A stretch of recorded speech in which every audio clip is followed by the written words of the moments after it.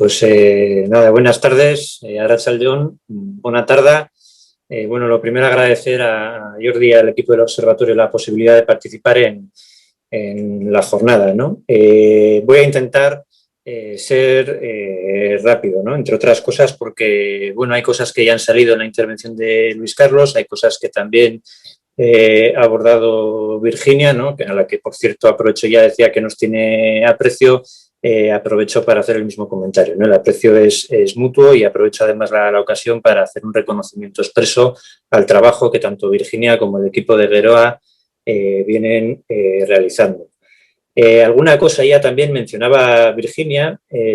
Bueno, cuando hablamos de protección social, en una jornada como esta, yo creo que es inevitable aludir al ruido, ¿no? Siempre parece que hay mucho ruido en torno a lo que es la protección social y más concretamente cuando hablamos de previsión social complementaria parece que los decibelios aumentan y esto no es casual, ¿no? Quizá por eso, aunque no me quiero repetir en alguna de las cosas que ya han dicho, sí que es conveniente lanzar algunos mensajes muy claros, por esto que decía también Virginia, de educar, convencer e informar, ¿no? Hay que ir casi a unas bases y preguntarnos desde un inicio qué es y qué no es la previsión social complementaria y dentro de ella las EPSVs en Euskadi, ¿no? Y para ello vamos a empezar, como decía, con lo que no es. Y esto ya se ha dicho, pero es que la previsión social complementaria y las EPSVs no vienen a sustituir al sistema público de pensiones, no con su configuración actual, que no es la de otros modelos a los que, por cierto, se suele citar cuando se habla de las EPSVs de Euskadi, ¿no? Pero es que la previsión social de empleo y las EPSVs de empleo dentro de la previsión social de empleo no son instrumentos de capitalización privada, como los planes de pensiones de tu banco, ¿no? Decía Virginia también hace un momento, no somos productos financieros. Y las EPSVs en Euskadi no son tampoco un sistema vasco de pensiones concurrente y en competencia en Euskadi con el sistema público de pensiones, ¿no? Y en último término, las EPSVs tampoco son un banco público. Ya sé que en este foro, sobre todo, estas pueden parecer afirmaciones un poco de perogrullo, pero es que en medio de todo este ruido mediático que suele haber al respecto de la previsión social complementaria, parece interesante repetir estos mensajes, ¿no? y asentar una cierta cultura de lo que es y de lo que no es las EPSVs, ¿no? Por eso, bueno, si eso ya lo tenemos claro lo que no es, entonces, ¿qué son? Bueno, pues la previsión social complementaria es precisamente eso, complementaria. Y ha hecho Luis Carlos también alguna referencia a la Constitución española, en concreto en el artículo 41, ¿no? Es donde encontramos ese sistema de 3 pilares de la protección social, el sistema público de pensiones en el primer pilar, en este segundo pilar del que estamos hablando hoy, estamos hablando ya de estas prestaciones complementarias colectivas o de empleo que nacen de la negociación colectiva, que es el tema también importante y ha salido aquí, y un tercer pilar, que es el de las prestaciones complementarias individuales, sean planes de pensiones o sean EPSVs individuales, ¿no? Y precisamente por su carácter de complementariedad, las EPSVs, como ya se ha dicho también, deben dirigirse fundamental y esencialmente a construir complementos de la pensión pública. Se trata, en definitiva, de actuar sobre ese 20 o 25% que con respecto al último salario no cubre la pensión pública. Ese es el objetivo prioritario, al menos en la concepción que este sindicato tiene de las mismas. Por lo tanto, ni capitalización individual, ni producto financiero, ni una suerte de sistema inglés importado a Euskadi que haga la competencia al primer pilar. Y las EPSVs son un producto de la negociación colectiva, efectivamente, y solo ahí, al menos para mi organización, encuentra su fundamento, ¿no? De la negociación colectiva en el marco de las relaciones laborales y por eso precisamente estamos hablando de salario diferido. Volvemos al no es un producto financiero, es salario diferido, negociado y acordado en convenio colectivo. Por dar algún dato más de Euskadi, porque Luis Carlos ya daba la cifra absoluta en millones de euros que representa el patrimonio en Euskadi. Para que nos hagamos también una idea en cuanto a porcentajes, en Euskadi estamos hablando de aproximadamente el 36% del PIB acumulado en previsión social complementaria frente al 9,5% más o menos del PIB en España, ¿no? Y estamos hablando de un número importante de socias y de socios repartidos por todas las EPSVs.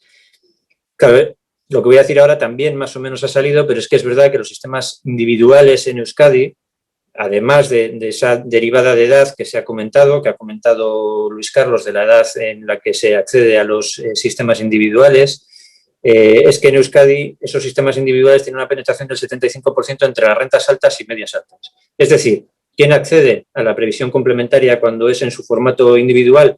Quien tiene recursos para ello. Y esto es muy importante para luego definir cualquier tipo de esquema de trabajo sobre la previsión social complementaria y sobre las EPSVs.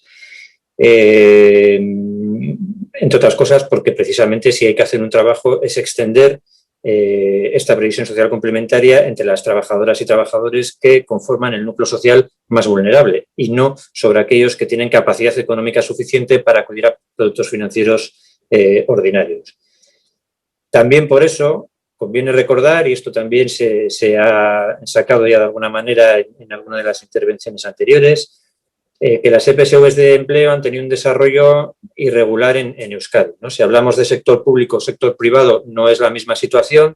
Si hablamos del propio sector público, perdón, si hablamos del propio sector privado, también tendríamos que hablar de ese desequilibrio territorial que también ha señalado Luis Carlos, ¿no? Mucha extensión en Guipúzcoa, muchísima menos en Álava o en Vizcaya.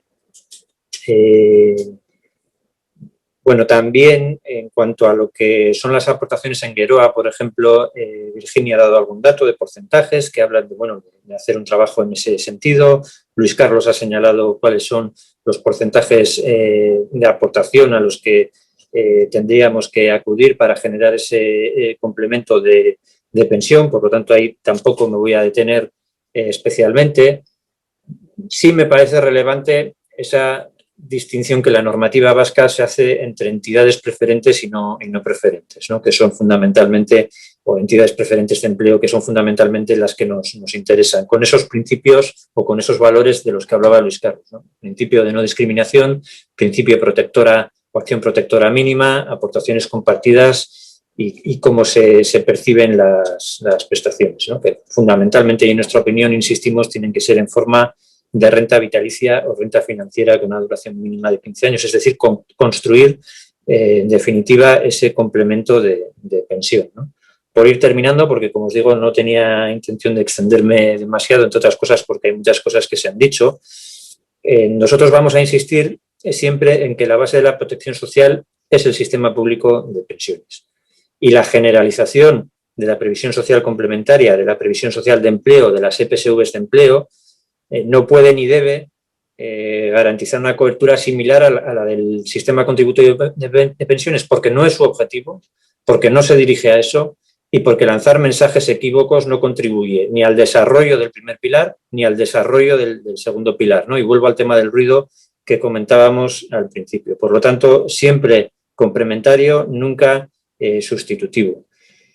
Tampoco perdamos de vista las luces y las sombras de las EPSVs en Euskadi. Ya sabemos que por alguna mención del ministro se ha puesto muy de moda hablar de esto, pero bueno, aquí ya hoy han salido algunas luces y sombras que tiene el sistema en Euskadi, ¿no? Por lo tanto, tampoco vendamos películas que no son. Los retos para las EPSVs están encima de la mesa, ¿no? Y a veces, cuando leemos titulares como estos que alguna vez han aparecido en los últimos tiempos, hablando del exitoso modelo vasco, también tenemos que recordar esos años en los que, por ejemplo, desde el Gobierno vasco no se han realizado aportaciones a una EPSV como Itzarri. No se han realizado esas aportaciones, se han recuperado luego, se ha recuperado, digamos, la costumbre de hacer las aportaciones, pero no se han recuperado aquellas que no se hicieron, ¿no? Y eso también es necesario recordarlo cuando hablamos de las sombras de las EPSVs en Euskadi.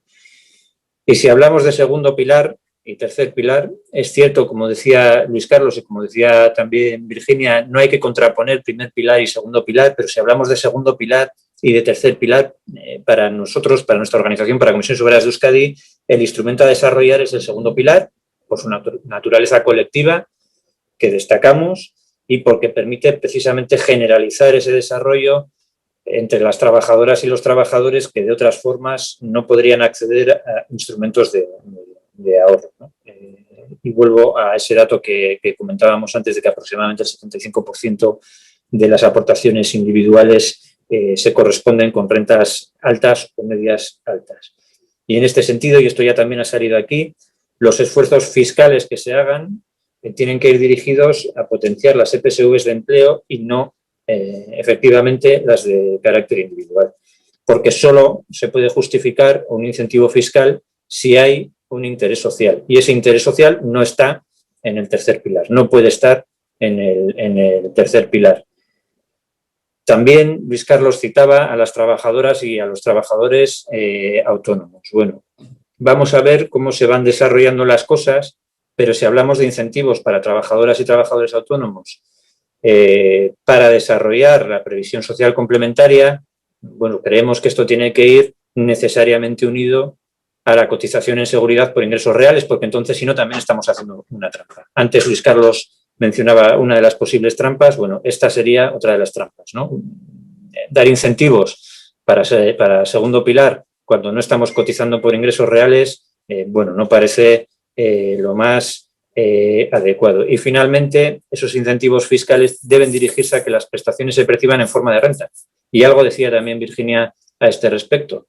Si queremos de verdad atender al espíritu de las EPSVs, esos incentivos tienen que dirigirse fundamentalmente a incentivar el cobro en forma de renta y no en forma de capital.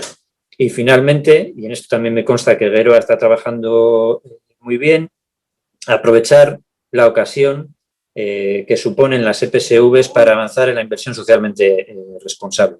Bueno, yo con esto lo dejo, dando las gracias nuevamente a Jordi y al observatorio por la posibilidad de participar hoy aquí. Gracias.